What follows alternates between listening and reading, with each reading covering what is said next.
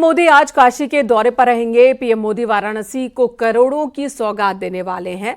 प्रधानमंत्री नरेंद्र मोदी सुबह 10 बजे बाबतपुर एयरपोर्ट पहुंचेंगे और वहां से हेलीकॉप्टर के जरिए मेहंदीगंज पहुंचेंगे। ये उनका 50वां काशी दौरा है। प्रधानमंत्री 3,884 करोड़ रुपए की 44 विकास परियोजनाओं को हरी झंडी दिखाएंगे। इस दौरान पीएम मोदी मेहंदीगंज में जनसभा को संबोधित भी करेंगे। वाराणसी पहुंचने पर राज्यपाल आनंदीबेन पटेल और मुख्यमंत्री योगी आदित्यनाथ प्रधानमंत्री का स्वागत करेंगे। वहीं पीएम मोदी के दौरे को लेकर सुरक्षा के कड़े इंतजाम किए गए हैं। 50वीं बार प्रधानमंत्री अपने संसदीय क्षेत्र पहुंच रहे हैं और इस मौके पर प्रधानमंत्री के दौरे के मद्देनजर सुरक्षा के व्यापक इंतजाम किए गए हैं।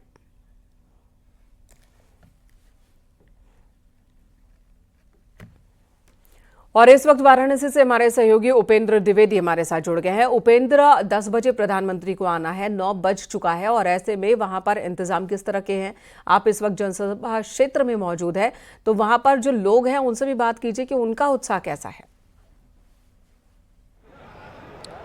बिल्कुल, देखिए करीब 10:30 बजे तक प्रधानमंत्री नरेंद्र मोदी मेहंदीगंज की जनसभा में पहुंचेंगे, एयरपोर्ट पहुंचेंगे। उसके बाद मेहंदीगंज यहाँ पर जनसभा है जहाँ पर वो संवाद और सौगात दोनों देंगे, वहाँ पहुंचेंगे। सुरक्षा की बात करें तो यहाँ पर 4000 पुलिसकर्मी तैनात किए गए हैं। इसमें करीब 1.5 दर्जन IPS अफसर तैनात किए गए हैं। लोगों का कितना उत्साह है ये भी हम बात कर लेते हैं। तैयारियाँ पूरी हो गई हैं, लोग कितना उत्साह है कार्यकर्ताओं का, उनसे हम बात करते हैं। कितना उत्साह है आप लोगों में आज प्रधानमंत्री के दौरे को लेकर? मोदी जी को लेके उत्साह क्या, हम लोग भाव विभोर हो जाते हैं जब वो आते हैं। पूरी काशी भाव विभोर हो जाती है। तो अर्धशतकीय दौरा है या अर्धशतकीय दौरा? 50 दौरे किसी प्रधानमंत्री का अपने संसदीय क्षेत्र में 50 दौरे पूरे करना, यही तो उनको बाकी प्रधानमंत्रियों से अलग बनाया। 50वां दौरा है। कोई भी अब तक ऐसा नहीं रहा अपने संसदीय क्षेत्र में 50 दौरे करना आसान नहीं होता एक प्रधानमंत्री के लिए। हमारे प्रधानमंत्री राजऋषि हैं, राजर्षि हैं, तपस्वी हैं। ऐसा अभूतपूर्व प्रधानमंत्री भारत को मिलना दुर्लभ है। हमारा सौभाग्य है कि हमारी कॉन्स्टिट्यूंसी बनारस के वो हमारे सांसद हैं, अतः उनका अभिनंदन है और हम उनके कृतज्ञ हैं। तो और भी कई लोग हैं, उनसे भी हम बात कर लेते हैं। कितना 50वां दौरा है, प्रधानमंत्री करना कितना मुश्किल होता है? मुश्किल क्या है, तो प्रधानमंत्री ने किया है। बता, आमतौर पर कोई प्रधानमंत्री 50 दौरे अपने संसदीय क्षेत्र के करे, ये प्रेम है ना। तो आपको लगता है कि ये आसान होता होगा 50 दौरे, पूरे देश की जिम्मेदारी? मोदी जी 24 घंटे में 18 घंटे काम करते हैं, 20 घंटे काम करते हैं, तभी तो ये संभव हो पाता है। बिना एक दिन 365 दिन काम करने वाला प्रधानमंत्री आपने नहीं देखा होगा। इस बार तमाम सारी सौगातें दे रहे हैं प्रधानमंत्री, तो उसमें से सब बड़ी सौगात जिससे आपको लग रहा है कि काशी में बहुत बड़ा परिवर्तन आएगा? उन्होंने कब सौगात नहीं दिया? लगभग 80,000 करोड़ रुपए का काम उन्होंने वाराणसी काशी के लिए उन्होंने किया है अकेले। ऐसा सांसद, ऐसा प्रधानमंत्री अपने कॉन्स्टिट्यूंसी के लिए कोई करने वाला आज तक पूरे विश्व के इतिहास में कोई नहीं है। जैसे बनारस के कण-कण में शंकर हैं, वैसे कण-कण में यहाँ मोदी जी हो चुके हैं विराजमान। आज कुछ बुजुर्ग भी हैं हमारे साथ। बाबूजी, आप भी आए मोदी जी को सुनने, तो आप क्या आयुष्मान के लाभार्थी हैं क्या? जी हाँ। तो आपकी आज कई आयुष्मान कार्ड धारकों को वो कार्ड भी देंगे, तो आपका इलाज आसानी से आयुष्मान से हो गया। मोदी के लिए क्या करेंगे? मोदी जी को धन्यवाद है, जिनकी वजह से हम लोगों का आँख वगैरह का ऑपरेशन हुआ। भविष्य तो ये सभी लोग, जिन लोग आए हैं, सभी का आँख का ऑपरेशन हुआ है? नहीं, मेरा हो गया है। अच्छा, कोई पैसा नहीं लगा? नहीं, कोई पैसा नहीं लगा। इसमें तमाम सारे ऐसे भी लोग आए हैं जो अलग अलग योजनाओं से लाभान्वित हुए हैं, जिनका किसी तरीके का पैसा नहीं लगा। और भी कुछ लोग हैं। 50 दौरे करना आसान नहीं होता किसी प्रधानमंत्री के लिए। ये प्रधानमंत्री जी का, ये हम लोग काशी के लोगों का सौभाग्य है कि हम लोगों ने ऐसे व्यक्तित्व को बनाया है सांसद बनारस ने, जो बनारस के लिए तो सौभाग्य। ऐसा तो कभी हम लोगों ने सोचा भी नहीं था कि बनारस के लिए इतनी बड़ी सौगातें प्रधानमंत्री मोदी जी हम लोगों को देंगे, काशी के लोगों को। तो इस बार एक बार हो जाए। नमः पार्वती पते हर हर महादेव, नमः पार्वती पते हर हर महादेव। तो आप ये देखिए बड़ी संख्या में जो लोग हैं वो लगातार मंच की ओर लगातार पहुंच रहे हैं प्रधानमंत्री को सुनने के लिए, सौगातों को जानने के लिए, क्योंकि आज भी 3,884 करोड़ रुपए की 44 परियोजनाओं का तोहफा है, जिसमें एयरपोर्ट विस्तार के पास जो NH है उस पर टनल का निर्माण है।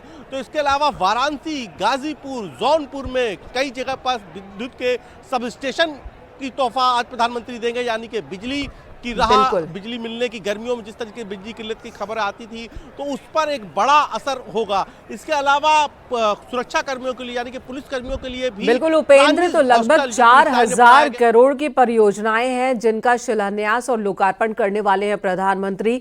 तो वाराणसी को सौगात तो देंगे ही, लेकिन सबसे ज्यादा जो वाराणसी के लोग उत्साहित होते हैं वो प्रधानमंत्री को सुनने के लिए होते हैं। 50वीं बार अपने संसदीय क्षेत्र पहुंच रहे नरेंद्र मोदी और उत्साह लोगों का आप देख रहे हैं, अभी से ही लोग वहां जुटने शुरू हो चुके हैं। धन्यवाद उपेंद्र, आगे भी आपसे जानकारी लेते रहेंगे। अगली खबर संभल से, संभल हिंसा से जुड़ी हुई ये खबर है। इस केस में आज SP कृष्ण कुमार बिश्नोई का बयान दर्ज होगा। कृष्ण कुमार बिश्नोई बयान दर्ज कराएंगे, न्यायिक जांच आयोग के सामने लखनऊ में बयान दर्ज कराएंगे। आपको बता दें, संभल में हिंसा के बाद सरकार ने न्यायिक जांच आयोग का गठन किया था और संभल के SP कृष्ण कुमार बिश्नोई का बयान आज दर्ज होगा। न्यायिक जांच आयोग के सामने लखनऊ में वो बयान देंगे। इधर बीजेपी ने विधानसभा चुनाव के लिए तैयारियां शुरू कर दी हैं। बीजेपी के बड़े नेता गांव गली वार्ड चलो अभियान के तहत बाराबंकी में लोगों से मिलते जुलते दिखे। महामंत्री संगठन धर्मपाल ने बाराबंकी के गांव में संपर्क किया। महामंत्री संगठन धर्मपाल ने जनता के बीच बीजेपी सरकार की उपलब्धियां पहुंचाई। 13 अप्रैल तक गांव चलो अभियान चलाया जाएगा।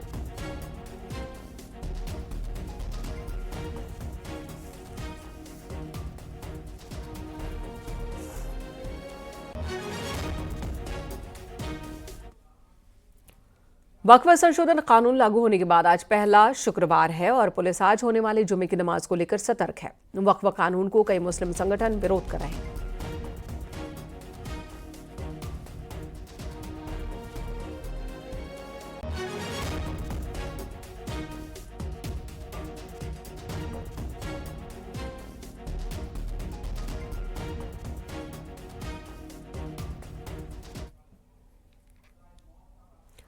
मिर्जापुर में गौ तस्कर की पुलिस से मुठभेड़ हुई। इस दौरान पुलिस ने गौ तस्कर को गिरफ्तार किया। गौ तस्कर के पास से 50 गाय बरामद किए गए। कई दिनों से पुलिस को इसकी तलाश थी, अब जाकर सफलता मिली है। 50 गायों के साथ गिरफ्तार किया गया गौ तस्कर। सूचना पर अल्मोड़ा पुलिस द्वारा पुलिस पार्टी द्वारा इनका घेराव किया गया और ललकारा गया, तो तस्करों द्वारा पुलिस पार्टी पर फायरिंग की गई। पुलिस द्वारा अपने बचाव में ही फायरिंग की गई, जिससे एक गो तस्कर की दाहिने पैर गोली लगी है। एक गो तस्कर वसीम कुरैशी है जो मानिकपुर थाना अरौरा रहने वाला है और ये पूर्व में इस पर 4 मुकदमे भी हैं। ये लगातार गो तस्करी के व्यवसाय में संलिप्त था और आज पुलिस द्वारा उसको गिरफ्तार किया गया है। इधर इटावा में बिजली चोरी रोकने के लिए पावर कॉर्पोरेशन ने ताला अभियान शुरू किया है। दक्षिणांचल पावर कॉर्पोरेशन ने जिले में तकरीबन 1200 की संख्या में अलीगढ़ से मजबूत ताले मंगवाए हैं और हर फीडर बॉक्स पर लगा रही है। अभी तक 450 से ज्यादा ताले लगाए जा चुके हैं। पहला चरण पूरा होने के बाद दूसरा चरण शुरू किया जाएगा। पावर कॉर्पोरेशन का मानना है कि ताला अभियान से बिजली चोरी पर लगाम लगेगी। जी, हमने ऐसा किया कि कहीं गलियों में और कहीं अंदर के एरिया में जो कनेक्शंस थे वहां पे बॉक्सेस लगाए गए हैं। एबीसी को बदला गया है, नंगे तार हटाए गए हैं, उसकी जगह एरियल बंच कंडक्टर डाला गया है। तो उसमें जो बॉक्सेस लगाए गए हैं, जनरली क्या है कि गली छोटी गलियों में उसमें अप्रोच रहती है, अप्रोच करके खोल के कोई भी डायरेक्ट लगा सकता है उसमें से। तो उसके लिए हमने तालों का प्रोविजन किया है कि हर बॉक्स पे ताले लगाए जाएं। तो इसके लिए हमने ताले परचेज किए हैं और ताले लगाने का काम चालू भी है। 400 साढ़े 400 ताले लग चुके हैं। तो इसी फेज में फेज बाय फेज ही चलता रहेगा। लगभग हम उद्देश्य है हमारा कि सारे कवर कर लें, सारे डिस्ट्रीब्यूशन बॉक्सेस में ताले लग जाए। हरदोई में बोर्ड परीक्षा के दौरान फर्जीवाड़े का मामला सामने आया, जहां एक परीक्षार्थी की जगह दूसरा शख्स परीक्षा दे रहा था। ये मामला हजरत सैयदना आलम शाह मेमोरियल कॉलेज का है, जहां साइंस की परीक्षा में फर्जी शख्स पकड़ा गया। चेकिंग के दौरान करण नाम का शख्स संदीप की जगह पर परीक्षा दे रहा था। पुलिस ने असली परीक्षार्थी को गिरफ्तार किया है और केंद्र व्यवस्थापक ने एफआईआर दर्ज कराई है। फिलहाल इस मामले की पुलिस जांच भी कर रही है।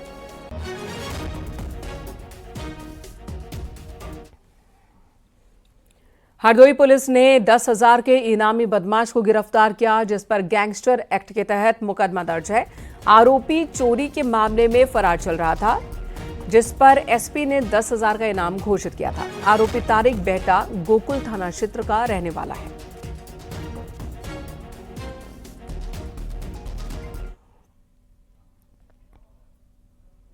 इधर गाजियाबाद के लोनी बॉर्डर पुलिस ने 6.5 लाख की लूट के आरोपी को गिरफ्तार किया। आरोपी के कब्जे से 5.25 लाख रुपए कैश बरामद हुआ है। 27 मार्च को लूट की वारदात हुई थी। पुलिस ने आरोपी दानिश उर्फ सोनू को गिरफ्तार किया।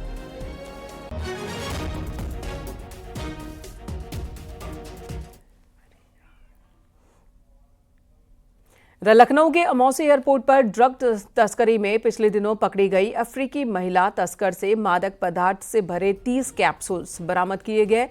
राजस्व खुफिया निदेशालय डीआरआई की टीम ने अफ्रीकी महिला को गिरफ्तार किया था। कैप्सूल से करीब 500 ग्राम मेथाक्वालोन मिला है, जिसके अंतर्राष्ट्रीय बाजार में कीमत 25 लाख रुपए बताई जा रही है। आरोपी विदेशी महिला को जेल भेजा गया है।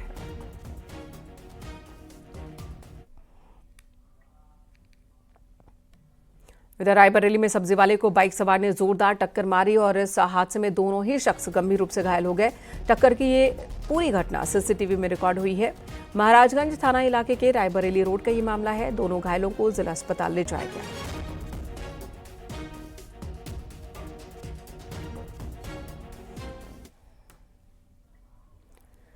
लखीमपुर खीरी के मोहम्मदी कोतवाली क्षेत्र से एक वीडियो वायरल हो रहा है, जिसमें 15 से 20 लोग एक लड़के का जन्मदिन मना रहे हैं। जन्मदिन पर बर्थडे बॉय तमंचे से केक काट रहा है और उसके दोस्त हुड़दंग कर रहे हैं। बीच सड़क पर तमंचा लहराते हुए लड़के तकरीबन 3 घंटे तक हंगामा मचाते रहे। वीडियो वायरल होने के बाद पुलिस अब जांच की बात कह रही है।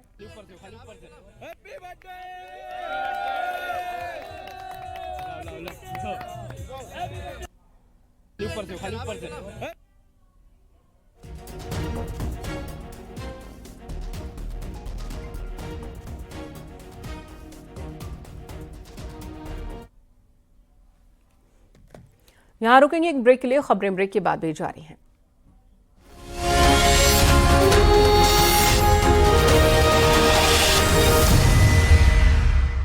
पापा, अरे आप देख रहे हैं न्यूज़ 18 उत्तर प्रदेश उत्तराखंड।